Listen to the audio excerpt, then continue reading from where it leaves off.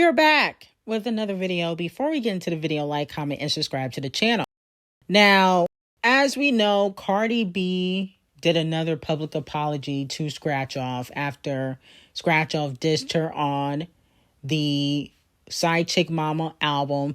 And then Cardi B went on X after Scratch Off did her Breakfast Club interview and expressed that shots that she did throw were at Cardi B, and how Cardi B reached out to her 2 months after the leaked phone call to try to make amends. Now, Scratch Off has been posting on social media, and it seems as though a lot of people are upset that she's been ignoring Cardi B while posting on social media. A fan said, "Oh, how convenient. You come on here a couple hours after Cardi B's tweet so you can prove you unbothered. You're so annoying." Another fan says, "So you're not going to address what Cardi B said?" And then another fan was underneath the comments saying, "Respond to Cardi B now." So a lot of people are wondering why Scratch Off has not responded to Cardi B publicly saying that she was wrong. Now, if you read the end of the message, she kind of threw some shade. She said, "But you wanted to address it on your album," which is kind of ironic, seemingly as though Cardi B addressed a lot of people on her album, I Am Delusional album. She addressed Bia, JT, Nicki Minaj, Off the Cheat, and plenty other people. Now, a lot of people were saying when I tweeted this that she was never friends with any of these people. That was a lie. Okay, she was definitely cool with Bia. You know, she was listening to A Whole Lot of Money. And then as for JT, she definitely was friends with JT and Carisha at one moment in time, especially when the City Girls used to throw shade at Nicki Minaj. People forget that JT and Carisha did not like Nicki. When they openly expressed they did not like Nicki, Cardi B was right next to them, collaborating with them, performing with them. They was cool. But when JT hopped on the Super Freaky Girl remix, everything changed. Now, a lot of people are saying that this is big of Cardi B. I think Cardi B is playing chess with Scratch Off, which I think is a smart thing to do. The main reason why I think that she's playing chess and apologizing is because not that she thinks that she did anything wrong, because if she thought she did something wrong, I think she would have apologized to Scratch Off a lot sooner than she did privately. Scratch Off mentioned that 2 months after the recording leaked, she decided to reach out. Now, people are saying, well, Cardi B says she reached out to Brooklyn and, her manager, but she didn't give a timestamp on when that happened. But like I said before, if Cardi B was to act very stank and unapologetic, Scratch Off would have revealed that Cardi B has talked about other female rappers and other people if they ever went at it, okay? If they ever really got into a battle or went back and forth on social media, Cardi B would get exposed more than Scratch Off would. Do you really think that Scratch Off probably did not record her conversations with Cardi B, just with Nicki Minaj? Or where did she even get the idea to record conversations with Nicki Minaj? She's fell out with a lot of people. She fell out with Ice Spice, Gorgeous Doll, and her were beefing.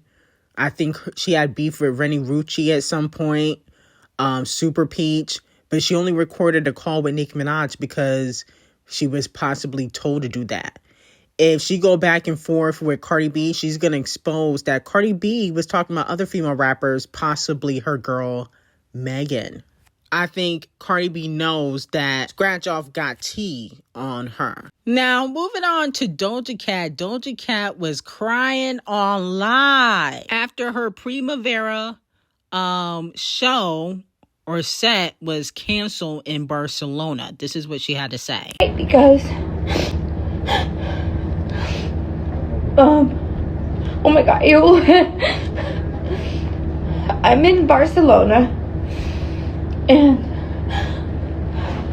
I was very ready to do my show. I really wanted to do this show. And I remember I woke up in the morning. I was so fucking tired and like, just not in it. I was not feeling good. And the only thing that really made me feel good about the day was that I was going to be able to go out there and be with you guys and be able to do my show. And the weather was not going to get any better.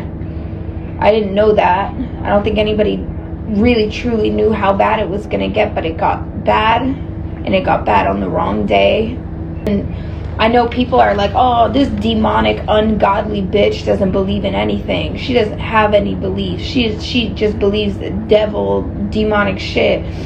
And like, it's like, I believe that the universe brought me this beautiful fucking plastic poof sleeve outfit with a goddamn swimsuit on. I have literal water fucking soluble, and I don't know the word, but like, you know what I mean, whatever. I have a swimsuit on. Like, this was meant to be. Tonight was supposed to happen, and it didn't. And now, to me, I personally don't care that Doja Cat had to cancel a show, as long as the show I'm going to is not canceled. So I don't really give a fuck, okay? But I think Doja Cat was supposed to debunk the fact that people call her a demon. She didn't do that.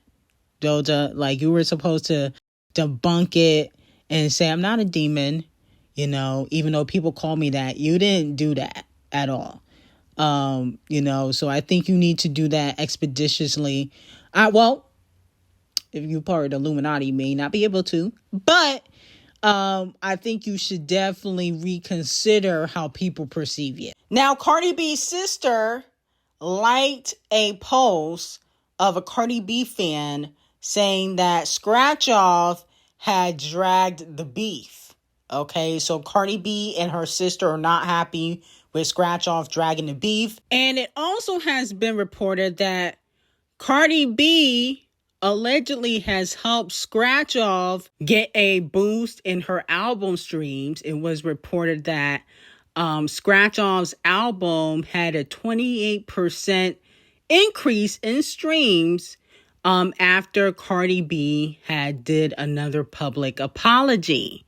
But unfortunately, Cardi B's own streams for her album, I Am Delusional, did not get a boost in streams. It was just Scratch Off's album. So maybe people just curious to see or hear the shots that were thrown. Now, Lottery Ticket also clowns Cardi B because Pitchfork gives Side Chick Mama a 7.3 out of 10. She posted this on her Instagram, but unfortunately, Cardi B got a 6.6 out of 10. Then they gave Iceman a 4.8 out of 10, which I completely disagree with.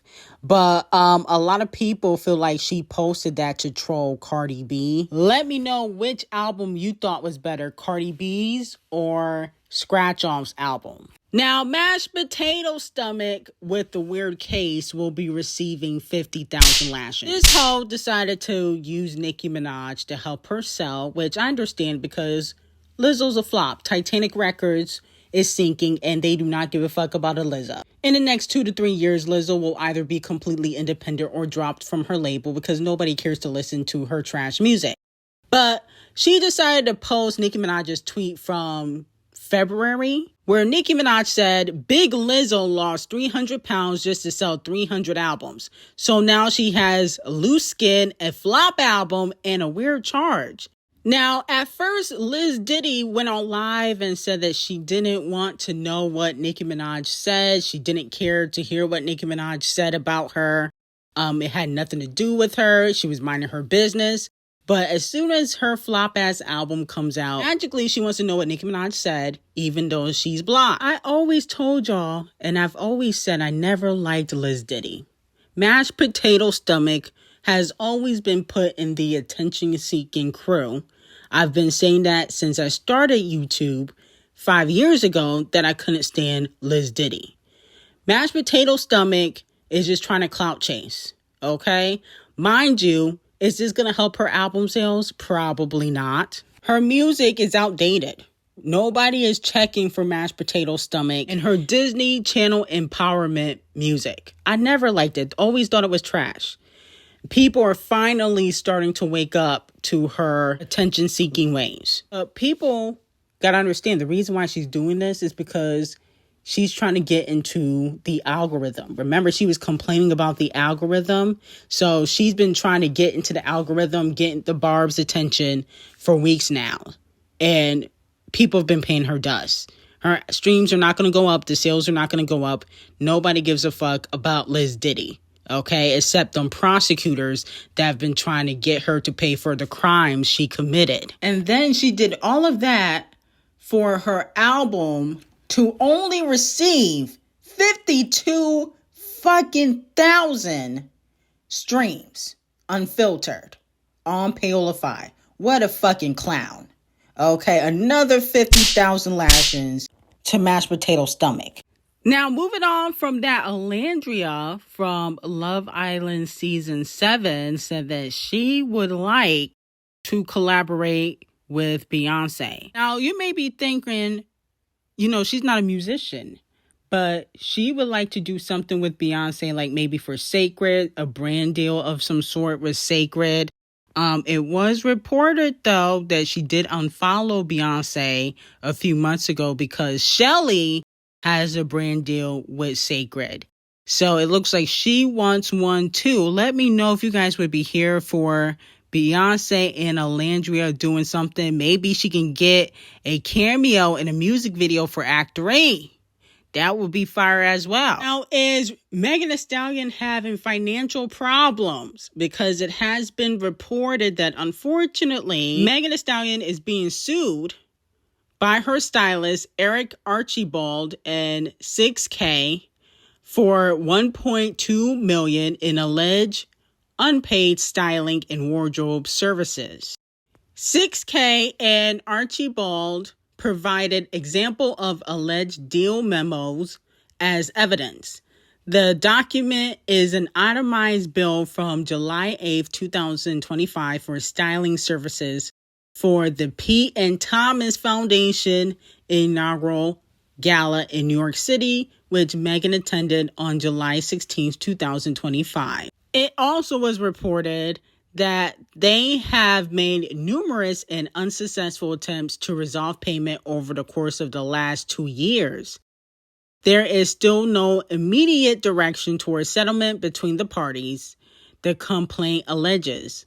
Archibald claims that the lack of payment has impacted him personally. He and 6K both claim it has adversely affected them professionally. They allege that a portion of the owed money is for vendors. The two stylists demand immediate payment of the outstanding invoices. In a statement, Megan Thee Stallion refuted the claims. She said, "My finance team conducted a comprehensive audit of Eric Archibald's wardrobe expenses and uncovered fraudulent invoices, unsupported charges, and styling shipments tied to the addresses that could not be verified. Those findings raised serious concerns about the legitimacy of expenses that we repeatedly tried to resolve privately with Eric's team. Rather than address the issues from the audit, Eric and his team chose to file a lawsuit.